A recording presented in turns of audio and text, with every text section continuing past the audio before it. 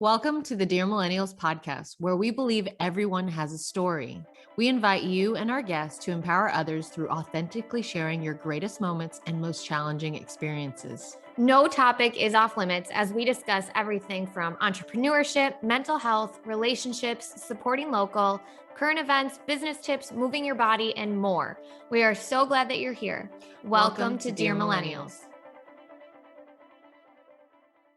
All right, take it away, Tina. Hi guys, my name is Tina Hong. I'm Anna Ostrowski, and we're here with Erica Thomason. So Erica graduated from the University of Texas at Austin with a degree in psychology, and then went back to get her master's in mental health counseling in 2015 at Grand Canyon University. In 2017, Erica created the company The Dynamic Child in response to families expressing a need for alternative education to enrich their children's academic skills. Erica continues to grow in her purpose of destroying the stigma parents feel about asking for parenting support by creating a space of awareness and education about the importance of positive parenting. She provides families with customized programs and education and emotional support. And as I said to her before we started recording, I'm like, dang girl, you're crushing, because the testimonials are amazing. So we're super excited to have you with us today. Hey, I'm so excited to be here, you guys. Thanks for having me. Yeah, absolutely. So is there anything, Erica, in your bio that I missed at all that you're like, people need to know this about me? I mean, y'all, people need to know I'm a mom. I'm a working mama. I have a family. I'm married. We've been married for almost 7 years now. And we have a little boy who's going to be 2 this year. Oh, congrats. So I am in it with those parents out there. I know what you're going through, not only as a mama, but also in the 20 years of experience that I had working with kids and families before I even became a mama. So I just want parents to know that I get you. I've been through all of those steps too. Even though my son is only 2, I've been through the entire gamut, like all the way from infancy, to graduating from high school and into college. One of the kids that I was a nanny for in college is now graduated from SMU. And I was with them when she was 3. So I've seen the entire thing, and I've seen so many different ways that families have been successful in raising their children in a conscious, authentic, connected way. And I noticed that a lot of my generation and older was really raised on this kind of fear-based model. And now as adults, we're recognizing all the holes and gaps that we have emotionally because of that fear-based modeling and parenting. And we don't want to pass that on to our children. But the problem is we don't know another way because we were only taught one way. Right. And so as I've been working with families over the years, I've become really sensitive to this issue for parents. They come to developmental stages like potty training or teaching them manners or getting ready for school and academics, interpersonal conflict with friendships, all of those different kind of parenting topics, talking about sex, talking about drugs, talking about safety on the internet. Parents want to face these issues in a positive, kind, gentle way, but they don't know how to do it. Boom. Exactly. Here I am to help you parents. Of course. Okay. Did you have a question, Anna? No, go ahead, Tina. Okay. So I just went to this thing. It was called Healthcare Trends, like where everything's kind of going. And I think the pandemic has definitely seen, there used to be a divided sector of like holistic medicine and then traditional, school trained medicine, to where I feel like there's a bridge there. And that's something I feel like I kind of admire in you. You respect those other practices while you practice in one as well. How do you see the future of kind of either, whether it's your business is kind of a bridge of it, or like, how do you see the future of that? Yeah, I see the future of those two things really coming together and becoming integrated. I think in the past, we've really thought of them as 2 separate entities. And now we're recognizing that those things really are one and the same. It's mind and body. It's not mind or body. It's both working together, right?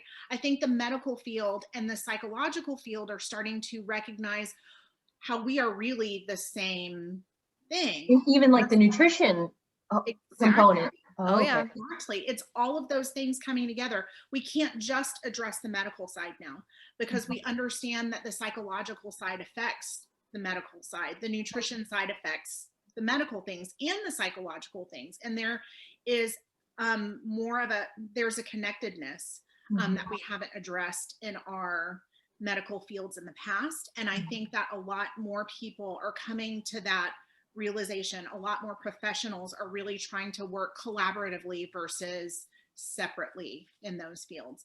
And so I'm hoping to be one of those people, one of those voices, throwing in that collaboration into the conversation, because that's really the way that it should be. Yeah. To bring awareness to all of those things. Absolutely. At once is how we can have a healthy, well-rounded, a well life. Mm-hmm. I feel like in my practice, I mean, it's very mathematical, right? And I have been dropping in pieces and nuggets of kind of that side of thinking. My second question, if you don't have a question, Hannah, is, we often see people find their passion in what they do from possibly something they'd gone through when they were a child or way back in the day. Like we grew up really super government apartments, super poor. I never wanted to be in position. My mom was in a relationship that was not so great for her. And so I felt like, okay, in order to get out, I never want to go back. And how I do that, financial independence, right? So tell us, was that something that was in your family? You just saw other family members, or something from your childhood led to what you want to do? Yeah. Honestly, my dad was a baby whisperer. He loved children, and he had a way with children that I guess I know, I just thought it was normal. Just thought that everybody's parent was kind of like that. My dad had it. He had this gift. And so I just internalized that. But also, in addition to that, my younger sister had learning needs. And back then, there weren't any metrics for figuring out what a learning need was in school, or how you address it, or how to provide support for it. So she struggled academically. And I was very strong academically. I was early on tested and went into the gifted and talented program. And she was always compared to me. And my sister is my best friend, you guys, to this day. We speak every single day. She's here all the time. I love her. She is the most incredible person. And I knew that at a young age. She was my person. And to see her feel less than compared to me, not only was it painful for her, it was really painful for me to watch her go through that. And I can remember at, small Erica thinking to herself, no child should have to go through this. And how can I help parents talk to their kids in a way that their kids can understand? And there is a poster that exists somewhere. My mom has it. It's an About Me poster. I think it was like 3rd grade. And there's a picture of me with glasses behind a desk. And it says, about me, I'm a people helper, something like that. I help people with their emotions. It said something like that. That's so cute. That is my why. And that's where it came from. It came from this observation of the pain that my parents felt, the pain that my sister felt, and that I felt, in wanting to help love each other. And so now my job today is literally facilitating that connection for love, a loving relationship between parents and children, because all parents want to give their kids the best. I've never met a parent that has a child and is like, oh, like that doesn't happen often, right? Every parent wants to give their child the best, but the question is, do you have the language and the resources to provide that for them? And we're not always given that in our upbringing. And so sometimes we need a little extra instruction, a download, just that extra piece of education that can help make that relationship come to be. No, absolutely. And I think that's such a good point to highlight. And I saw it on the Dynamic Child Instagram. You guys posted this and it said, The reality is that most of us communicate the same way that we grew up. The communication style becomes our normal way of dealing with issues. It's what we know, and we pass it on to our own children. We either become our childhood or we make a conscious choice to change it. And I read that and I was like, that's so true. And so with working with you and with the dynamic child, would you say it's something that you you want it to be more proactive? Like you want parents to be very proactive with coming to you to learn these things rather than it being reactive where it's like, holy crap, my child is X age and I feel like I don't have this type of relationship with them. Like talk to me a little bit about that. Yeah, I mean, it could be either way. Okay. Either arrival to the destination is fine by me. I would rather it be proactive, so that parents can feel like they're meeting the challenges with the tools that they need, right, to be ready, ready for their children. But I mean, let's be honest, y'all, like real life doesn't always happen that way. Amen to that. Things pop up and you don't know what you don't know until you don't know, right? Yes. But it could be either way for parents to come to find answers at the dynamic child. But I mean, ideally, it would be incredible to have a program for parents that are expecting. Yeah. And to have education, to provide education for parents. I mean, because if you've never been around kids before, then how do you know what to expect? It's kind of scary if you think about it. Like I've never really thought about that before, but they're literally bringing a human into the world and raising them. And it's like, here you go. Best of luck. See you later. Yeah. Like you leave the hospital and it's like, okay, bye. Good luck. Your most important job of your life and you receive 0 hours of training. Can you imagine that? Can you imagine showing up to your job as a financial advisor and having 0 training and just being like crazy? I say all the time, we have to have a license to drive. You have to be 18 to vote. I mean, you have to be 21 to drink, but anybody can have a child without any prior instruction. It just kind of blows my mind. Yeah, I've never thought about it like that.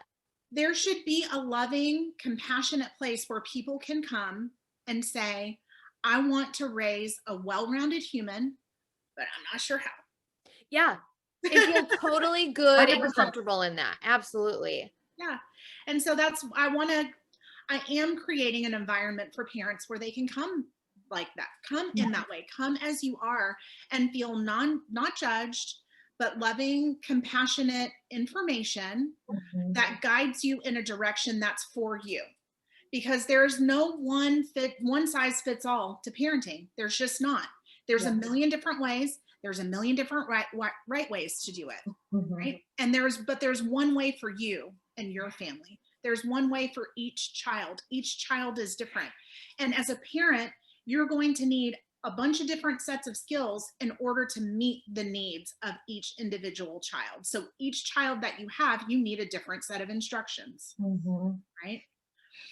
So that's what I'm here to do, is to help guide and advise parents that want to create their own personal playbook. Well, that's awesome. I love that. I have 2 questions. Ask me. Yeah, go for it, girlfriend. So I think there's a large majority of the population that are single parents, right? Or divorced, parted parents or whatever. Is there like a true capacity that you really need to? Because I think there's some awesomely healthy children that have one parent, right? Do you see kind of like that being like detrimental, or is it's just kind of however you make it as a parent? I think it depends on the child's perspective, honestly. As a parent, you can try to be everything that you can do for your child, but in the end, it depends on how the child perceives the situation that they're in. Yeah. And one of the ways that I coach parents in communication with their children is to communicate with your child in order to get that understanding from them of how they are perceiving their experience. So you can then meet their need, not your own. Does that make sense? Yeah. Oftentimes in relationships, we're perceiving things from our vantage point, and we are reacting and responding from that place, from our perspective. But as a parent, it's important to develop the mindset of being able to understand where your child is coming from so you can provide them with their best answer versus the best answer that's for you. Yeah, that's totally. Great point. My second question was, and I think Anna, you asked me this in another, or maybe someone else asked me this in an interview.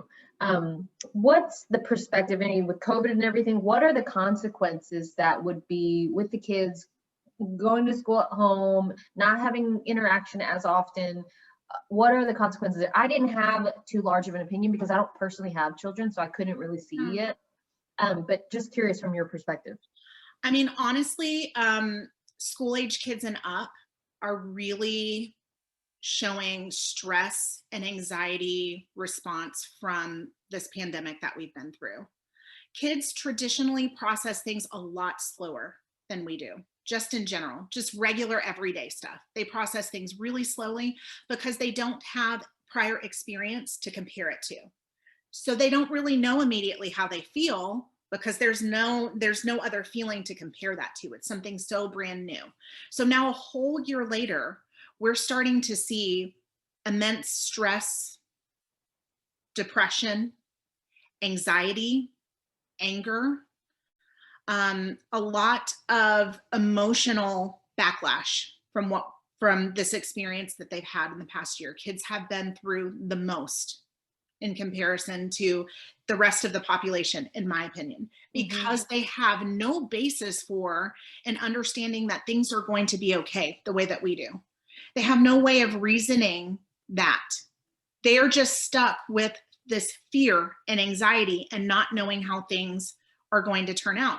I mean, one day they went to school and the next day they never went back with really no explanation or idea of what the end date was going to be, right? But us as adults, we were still kind of getting out of the house, maybe going to the grocery store a little bit, maybe talking to our friends. But for them, it was just this cutoff with no end in sight. And for a lot of kids, there was no explanation or support around those emotions. Or the explanation was like, we're trying not to die. Right, exactly. Because we were trying to survive at the same time, right? As parents, we didn't know the answers. We didn't have the answers. And those things are unprecedented. There has never been a time in the past where we have taken away the most important part of kids' development, which is being in relationship with their peers. And they've just had to kind of deal with it. So now we're really seeing what the consequence of all of that is. And y'all, in my practice, I have seen recommended many more kids at the beginning of this year see a psychiatrist than I have ever in my career, because it's necessary right now for their support.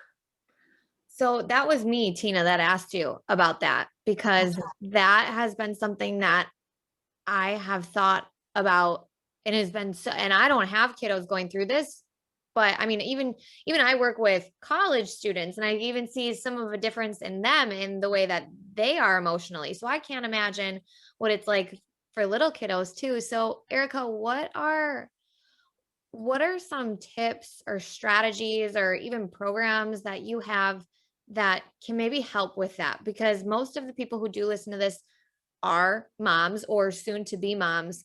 Yeah. And like thinking about bringing a child into the world right now scares me a little bit. Yeah. And so like, what would you say to some of those people on how they can be the best mamas during this really hard time? Listen to your kids. Listen to hear and understand. And even if they can't articulate in that moment what they're feeling, you let them know that you're there for them and that the door is always open. Yeah. And then you check in periodically. Let me know how you're doing. I'm here to listen. I think you always say like notice it more and just kind of notate it, right? And so if it happens in occurrence to relationship to something else, maybe it's they're mad about that, right? And they interact like that. That makes sense. Yeah. And if you see a big change in your child, something that is drastic, that is a red flag. Act immediately. Don't wait. They're trying to express to you something is wrong but they don't have the language to explain it. Well, mostly because like you were saying, which I'd never thought about it before, we've never gone through this. They don't know. And us being older, it's like, okay, it's going to be fine, but they don't have anything to think back to or relate it to. And so, yeah, to be able to express that is probably extremely difficult. Yeah. And so, yeah, if you see some of those different pattern changes or anything like that, don't brush it under the rug. I think that's a great call out. And I also really like how you talked about like, just listen and do those check-ins, because I think we underestimate how powerful it is to create that safe space where they can come and talk to you. Yeah. Like, I know I was very fortunate enough because I had that with my mom, and our relationship is amazing where she really did just give me that safe space. And so I think we underestimate how important that is, honestly. Yeah. Yeah. Every single human wants to feel seen, heard, and understood. That's what Tina always says. That's great. Yeah. But I got it from Erica. Oh, see? I want everyone in the world to know that, because if you can come at your relationships like that, it doesn't matter what relationship it is. Mm-hmm. Every single person wants to feel seen, heard, and understood. And if you can be present in that moment for them to feel that with you, then there's safety and there can be connection. 100%. Absolutely. Go ahead. What were you going to say, Tina? I was just I know you had mentioned like you've been referring a lot to psychiatric. So I have expressed, I've taken medication before or whatever. And I was just curious, like I have kind of a stipulation where people just possibly refer medication as like the go-to, like, or like, where is that fine line between, hey, this is just like an old belief that you have of yourself. This doesn't require medication. Let's work through this. And then, where's that fine line? That's a really tough question to answer because it's very individualized, right? It really depends on a lot of different factors. It depends on the person's resources, their emotional resources, their physical, their financial resources. What does their support look like? What is their emotional reaction looking like? How is the stress that they're feeling affecting their life? How long has the stress gone on, right? There's a lot of different factors that kind of play into that, but it really is dependent on the person's perception of what they're feeling, how intense that is. I think that's really a big part of it too, which is why I say it's so important to listen and hear. Yeah. Rather than just saying, really I know someone else who went through this, or this kiddo went through the same thing and this works, so let's do that, Or I've experienced this thing and it must be like that. Right? And that's so tough right now because kids' experiences are not like ours right now. They're not. They're really up to the provider to kind of decide what their line is on that based on their experience. Right. And that's where psychiatry really is a really a valuable field. Now there's a ton of advances in psychiatry that really help psychiatrists get a really clear picture of what's happening in the body so they can refer the correct medication for the person. So there's a lot of medical advances that are happening now that help us to be more accurate about our diagnoses. And I just think that's so valuable, and especially in the case of young people right now that are really trying to find a way through this very difficult emotional transition that's happening. Yeah, no, absolutely. So honestly, Erica, I did not know that what you do and what you've built was out there.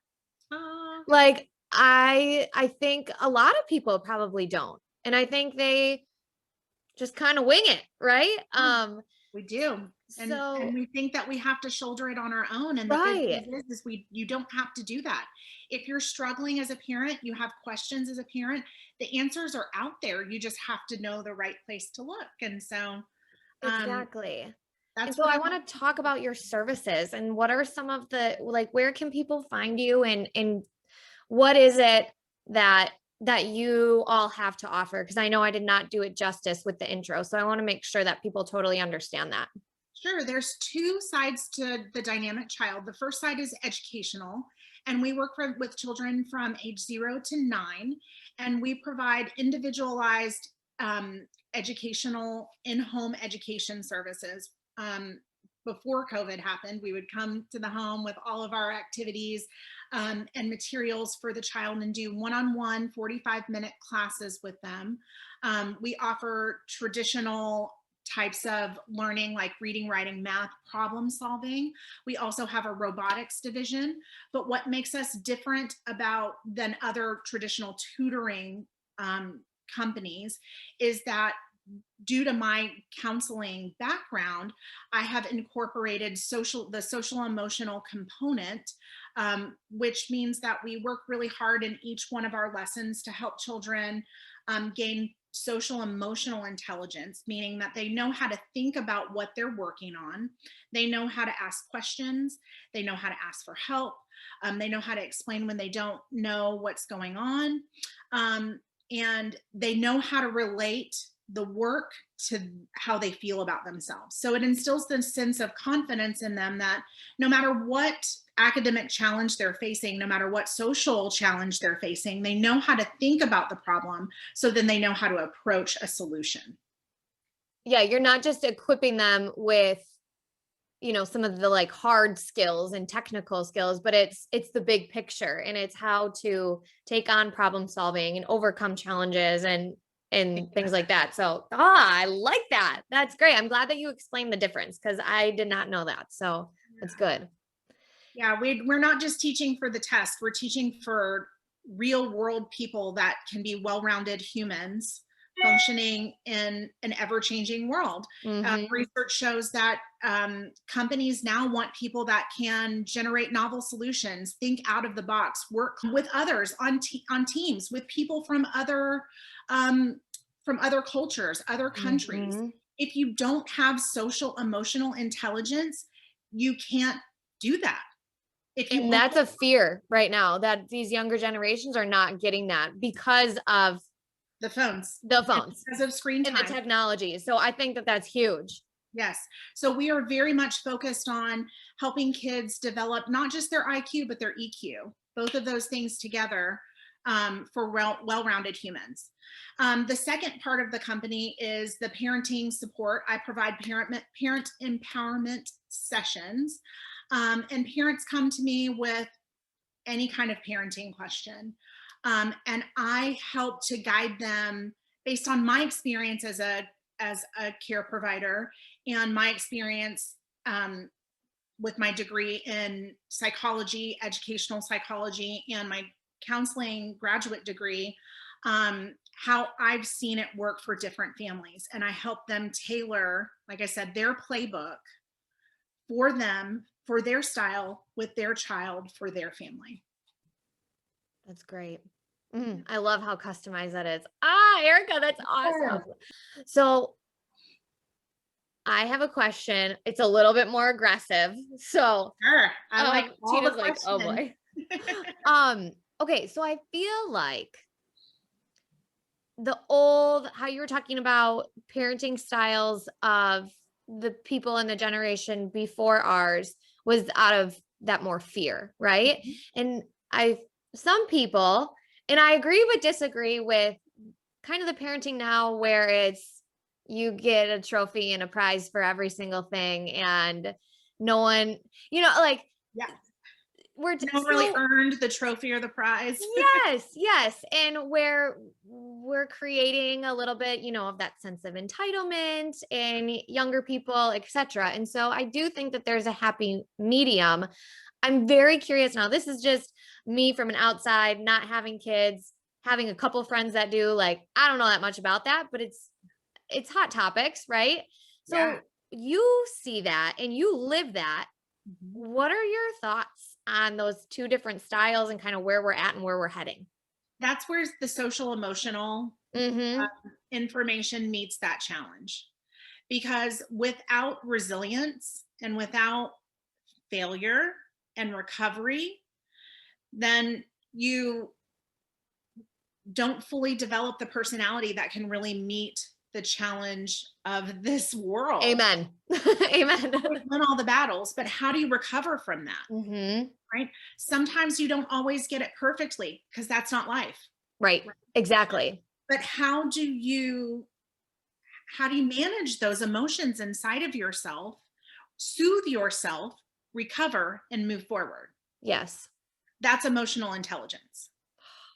So important, y'all. And so glad that you're talking about that and teaching that to people, because I mean, man, I just think that that's super important. So that makes me happy, and like wanting to be like, okay, everyone, when I have kiddos, Erica, just be ready. I'm gonna be calling you. Come on, girl. I'm ready. I'm ready. Great. I will step you through it. I mean, we don't know what we don't know. Mm-hmm. And sometimes a lot of times our parents weren't taught that way. And so then they didn't have those lessons to pass them down to us. And if you didn't go to grad school and spend, a bunch of hours learning about all of these developmental principles and how to administer them, then you just don't know. You just don't know. Exactly. And that's not their fault. And they should feel comfortable with asking. Yeah. And you should feel comfortable with asking, because you know what? I would be asking a whole lot of questions if I was going, to do a job in the financial field. I don't know the first thing. Same. Tina, no clue. Okay. Why should we expect people to do a great job at something they've never been trained in? Oh, exactly. So glad that you said that. I've never thought about that before. That was great point. mind-blowing that I never. And why do we expect that from ourselves? Also true. Also right? true. Because parents are so, and mostly mamas are so hard on themselves. Like I could cry. Like I have some of them where it's like, I'm like, you are doing so much better than you think you are. Like, it's okay. Ask for help. Like, I so agree with that. That's a great point. Not only for the child perspective, but also as the parent. Like you can't put that on yourself too, because you're going to go crazy. And then you can't pour into your child if you're not taking care of yourself in those areas. Exactly. And then it's just kind of this downward spiral. Yeah. Right. And I don't want that. I don't want parents to ever have to go through that again. Mm-hmm. It's not necessary. Erica, we want to say thank you so much for all the knowledge you dropped on us today, and so many different directions and some really key tips. But would love to see, hey, how can everybody find you? Like social media handle, your website? Absolutely. We're at The Dynamic Child on Instagram and Facebook. Also on TikTok now. Look out, world. I love it. And then the website is thedynamicchild.com. You can get in touch with me all on that website or on those social media platforms, here for any questions or support that parents might need for themselves, for their children. Even, I've had grandparents call and ask how they can develop their relationships with their grandchildren. So anybody that wants to learn and have a more connected relationship as a parent, it doesn't have to be a relationship that's hard or that feels sad. Mm-hmm. It can be joyful and exciting and fun and engaged and connected all the time. Mm-hmm. And there are ways to have that consistently. Absolutely. Yeah, y'all definitely go follow those, because I was creeping on the Dynamic Child and she gives such good actionable tips that you can be doing with your kiddos and for yourself too. I noted that down. Like some of the things are just for yourself as well. So definitely give it a follow. Erica, thank you for what you're doing. Your purpose is truly a light and it's impacting people. So we so appreciate the time and everything that you're doing. Thank you guys. Thank you so much for having me. I really appreciate you ladies. Of course. Awesome. Bye guys. Thank you. Bye. Thank you.